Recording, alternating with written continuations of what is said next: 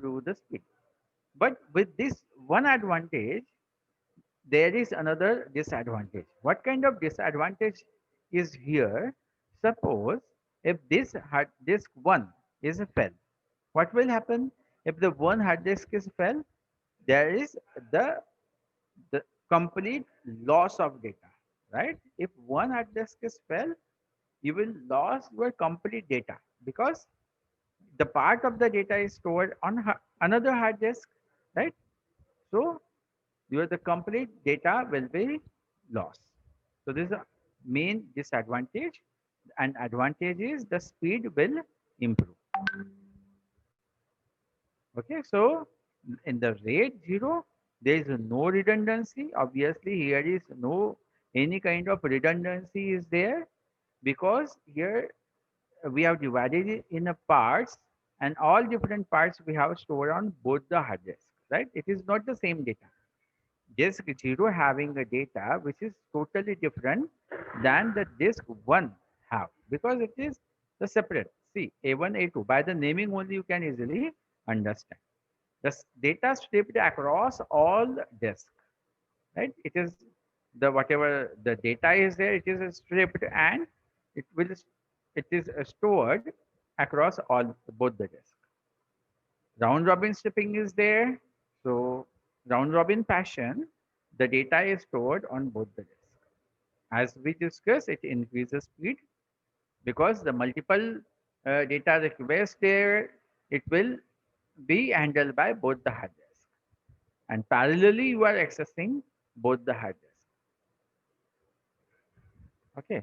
So your complete data is stripped out and stored on both the hard disk. So it is about RAID 0. Now RAID 1.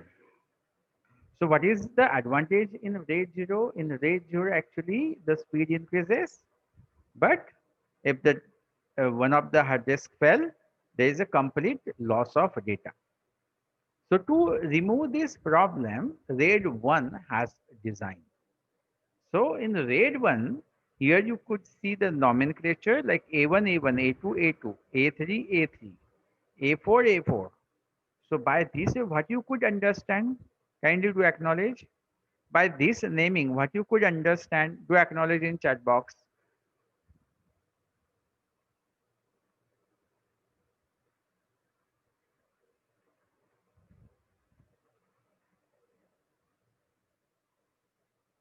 Like in RAID 0, the naming is A0, A1, A2, A3. But in RAID 1, the naming is A1, A1, A2, A2, A3, A3. So why there is differences? Do acknowledge in chat box.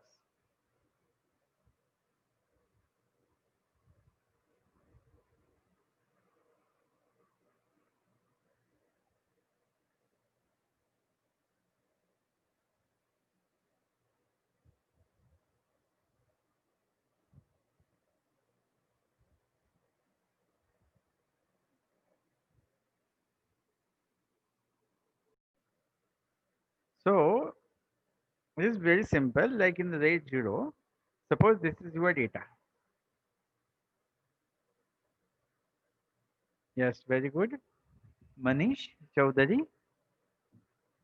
In RAID 0, Manish, I have given an answer. For example, here this is your data. It is stripped out into a multiple strips or chunks. And for example, this is the numbering for 1, 2, 3, 4, 5, 6, and 7, 8. Okay, this is the numbering. And this is a one hard disk, disk 0, and this is a disk 1. So in the RAID 0, what we are doing in the RAID 0, in the RAID 0, what we are doing, we are putting 1 here and 2 here. Then 3 here and 4 here. 5 here and 6 here. Like that. Right? But in the RAID 1, what we are doing, A1, A2, A3, A4, we are storing in the all data we are putting in one hard disk, and the second hard disk is simply the copy of the first hard disk. It is simply the mirror copy of the first hard disk. Answer is written here, right here. But I don't know how you cannot answer this very simple question. Okay, so in the RAID 1, it is the whatever data in disk 0, the same data it is in the disk 1, but in the RAID 1. But in RAID 0, there is a different data in disk 0 and in disk 1. Okay. So what are the advantage you will get if there is the mirror copy of disk 1? The one advantage that you will get from in disk 1, because in RAID 1, you have created one copy of your hard disk. So the speed is also increased because one process may read from one hard disk and another process may read from the second hard disk. Right? The process increasing the speed. You can refer any disk to read the data. And the second one is, what is the disadvantage in RAID 0? If the one of the disk fell, you will have to lose your complete data in RAID 0. But in RAID 1, if one of disk fell, you no need to worry because your same data is available on another disk. Right? If the disk 0 fell, you have data available in disk 1. If the disk 1 is fell, you have the disk 0. Right? So this is the advantage you will get. But what is the disadvantage in RAID 0? Sorry, RAID 1. Okay, what is the disadvantage? Because of this, the cost increases. Because the three, because this three disk required to store the parity bit, and here is your data, right? So for the RAID 2, the speed increases. This is the advantage, but disadvantage, it is expensive. Expensive because to store this Hamming code parity bit, this Hamming code parity bit 2 bit we have to store here. And if this one of the hard disk is fell, we can generate this data based on this parity. Okay, clear? So this is RAID 2.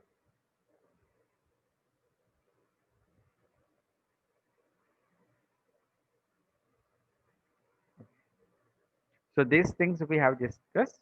These are synchronized, right? So if the processor wants to read the data from A1, A2, A3, we can read, as well as while the data is stripped out into multiple uh, parts and it will store into multiple disks. So the strips are very small strips, often a single byte per word. And the error correction calculated across corresponding bits on disk. So we have seen the Hamming code is used for the error detection and the correction. And lots of redundancy, it is expensive, and most of the time many disks are not used. Okay. These are the disadvantages of RAID. About RAID 3. Now mainly what is disadvantage in RAID 2? Multiple disks required to store error detect correction code, the parity bit, right? So here you could see these three hard disk is used to store the data, and this by the naming you can understand this is for the parity bit AP 1, 2, 3. So A1, A2, A3. So all these three hard disk parity bit store here. Similarly, this A4 to A6, the parity bit is stored here. In RAID 2, we have to use Hamming code, but in RAID 3, we use a parity bit, the concept of parity bit instead of error correcting code. So, and because of this parity bit, only one hard disk is required because we have to store only one bit. What is actually parity bit? For example, suppose if in these three hard disks, the hard disk is like A1, A2, and A3 is there, and this is the parity bit. So for example, the bits are like 101, 100. So in this case, there is two types of parity bit. One is even or odd. Okay. So what kind of parity bit you have used, based on that, the parity bit will be decided. Okay. So here, for example, the parity bit is even parity bit. We are considering it is even. So how many ones are there? One, two. So even ones are there. So we are putting zero here to make it even one. Now here, now it is one, only one time it is odd even, but parity bit is even. So to make it even, we will consider parity bit one, right? The same technique we have seen in Hamming code, right? So even ones are there, that's why the parity bit is zero. Here odd ones are there, that's why the parity bit is one. So by this way, actually, we have to choose a parity bit. So the parity bit stored in disk 3. So again, the comparatively, you can understand the advantages of RAID 3 over the RAID 2. In the RAID 2, multiple hard disks are required. That's why it is expensive. But RAID 3 is less expensive compared to the RAID 2. So it is again similar to RAID 2, but only the thing is 3 hard disk required in the RAID 3, but RAID 2, but in the RAID 3, only one hard disk required because of the only one redundant disk is there. So these things we have discussed, simple parity bit for each set of corresponding bit, like A1, A2, A3, there is a single parity bit. Data on failed drive can be reconstructed from surviving data and the parity information. If one of the disk is failed, so if you consider our example like this 101, and our parity bit is even, so here we have put a 0. If it is 100 and here it is 1. So here suppose if this disk is filled, it is filled. Okay. So you can easily calculate what kind of bit is here. One is there and it is 0. So it is even. So obviously you can easily calculate this bit would be the 0 only. Right here, it is 1 here. What it means? This is odd parity bit. So simply you will count 1. How many ones are there? 1 is there. So 1 is here, 1 is here. So obviously it is odd parity. So here it should be the 0 only. Right? So in this way, if even one of the disk is failed, we can restructure our uh, the disk. Like A2 is failed, so we can restructure A2. It is very high transparent. Why the very high transparent? Because the data is divided into multiple strips, so multiple processes can read the data from multiple disks. So that's why it's having high transparent. So RAID 3 and RAID 4. Now in RAID 3 and RAID 4, here if you see the structure is almost same. In disk 0, 1, 2, here is your data A0. By the naming, you can easily understand A1, A2, A3, right? AP. So this is for the parity bit. And this A1, A2, A3 is for the data. So it is exactly like RAID 3. But what is the difference in RAID 3 and RAID 4? So RAID 3 is divided data bitwise. So your RAID 3, as we have discussed, it is divided in a very small strips, but in RAID 4, divide data block wise. So this is the difference. In RAID 3, divide the data bitwise, and in RAID 4, divide the data block wise.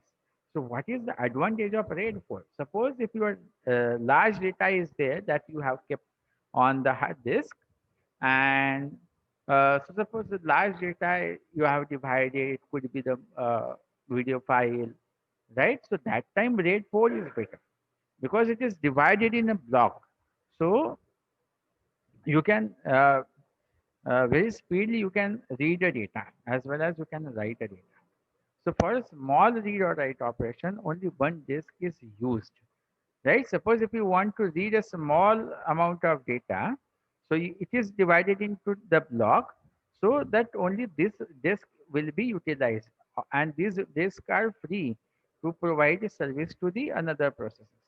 So only this disk is used. But in terms of RAID 3, here it is divided in a bit. So one bit is here, and one bit is here, and one bit is here. Because of that, even if you are reading a small data, all three disks are utilizing. Because of that, the speed decreases in the RAID 3, but at the same time, in the RAID 4, the speed increases because your process is reading a complete data from one block. Okay, so RAID 4 increases the number of simultaneous access, but the data transfer is lesser compared to RAID 3. Mainly, it is used to read large data or write large data. So, if you want to read a large data or write larger data, that time only the RAID 4 is beneficial. Otherwise, RAID 3 is beneficial. So, these things we have discussed. Each disk operates independently because each disk having a block of data. So even one processor want a small amount of data, only the one disk, from the one disk you can read your complete data. Good for high input output requests, right? So if you want to read the large amount of data, that time just RAID 4 is good to read the data. Large strips are here in the RAID 4, and in the RAID 3 small strips are here there, because in RAID 3 the bitwise the data is stored. In RAID 4, bit by bit parity calculated across the strips on each disk. Again, here the parity bit is calculated based on bit only, and parity is stored on parity disk. So this is the parity disk. So A1, A2, A3, a bit by bit, bitwise parity bit is calculated, and the parity bit stored in a parity disk. So RAID 4, RAID 5.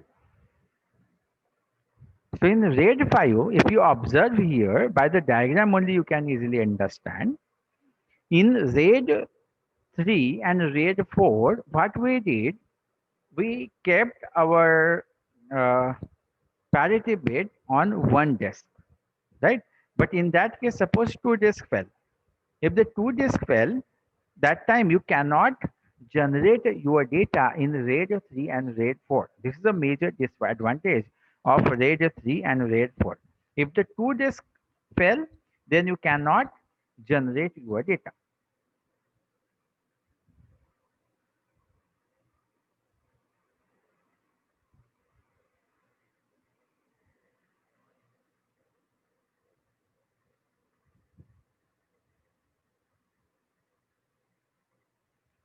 So that's why in RAID 5, what what here actually they did, simply they divided the parity disk into all the disks. Like here you could see EP. So EP is for uh, so whatever the E blocks are there, for that E blocks like E1, E2, E3, E4, the EP parity bit is there, which is on disk 1. So if one of the disk is fell, for example, disk 3 is fell or disk 4 is fell, so the parity bit is there on disk 1, right? Similarly, for the D1, D2, D3, D4, the DP parity bit is on disk 2. So parity bit evenly divided in all the disks rather than in one disk. In the RAID 3 and RAID 4, the parity bit is on one disk only. And parity of one block and entire block will be divided in all the disks. Okay, so the parity one block is divided in the all the disk. One bit helps to recover if any one disk fell. But again, if again here, if the two disk fell, it we can't help, because if the two disk fell, uh, Then the parity bit, as we have seen in our previous example, how the parity bit is calculated based on the even or odd. So if the two bit fell, so suppose here, if we are considering our previous example, and this here is the parity bit, so 1, and suppose here 0 1 0, so here it is 0 because it is even 1 1 0, 1 1 is even, that's why here is 0 parity bit. Here 1 is odd, so to make it even, the parity bit is 1. Now here, suppose this disk is fell, so you can easily understand the parity bit is 1 obvious, and the both the bits are 0, so this bit should be the 1, right? We have generated this bit based on this logic. Suppose this disk is fell again, so here it is 1 1, even 1 are there because the parity bit is 0. Obviously this bit should be the 0. We have easily guessed this bit and we have put it here. So data is generated, whatever data in disk 2. Now imagine, suppose two disks fell. Now here this disk is fell as well as this disk is fell. Now if the both the disk is fell, here is 1 and the parity bit is 0, you can easily guess the next bit should be the 1. But here at this disk or this disk, you cannot predict this, right? You cannot predict like 1 is here or here because you have to put 1 at one disk, either this disk or this disk, because the parity bit is 0, right? To make it make it even. So this kind of confusion could be arises if the two disks fell. So that's why if the two disks fell, it can't help. But if the parity bit is divided, your uh, block is divided among the multiple disks, we can generate a data. We can easily recover a data if one of the hard disk is fell.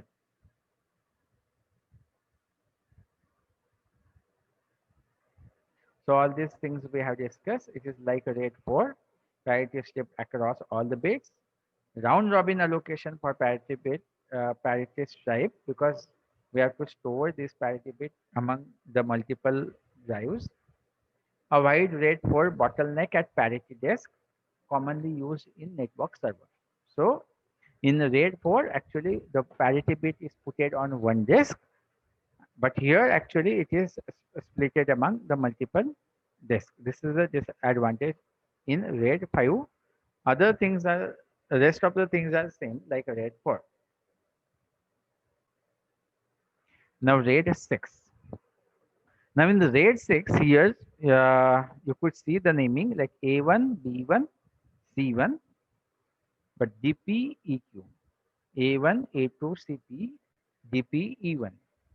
So what you could understand here, in RAID 2, RAID 3, RAID 4, in RAID 3 and in RAID 4 and RAID 5, we are using only one parity bit. But in RAID 6, we use two parity bit, two extra redundant bit instead of one. Actually, it helps to guard against multiple disk failure, right? If the two disks fell and you have two parity bit, here you could see like DP, EP. Here these are the parity bits. So two parity bit, two blocks are here for the parity bit. In RAID 5, there is only one block, but here is a two block. So what actually you are doing, you are storing two bit, and it help you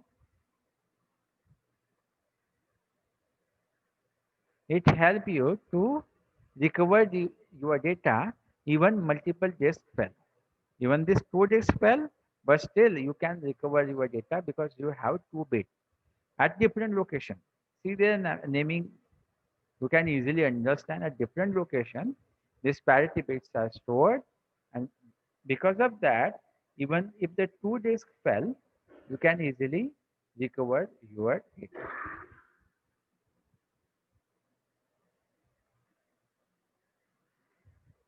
But here again, you will get one advantage, that is you will get a good speed to read the data. But again, to write a data, you have to write the parity bit. You have to write the parity bit on two disks. So write is slow, but the reading is fast in the RAID 6. So this is advantage.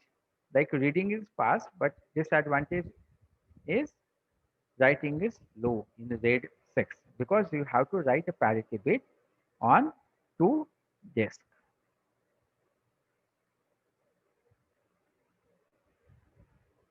So these things we have discussed like two parity bit calculation stored in separate block on different disks. User requirement of n disk need n plus 2 disk. Okay, because of the two parity bit you are storing, obviously the redundant data you are storing, the extra space required.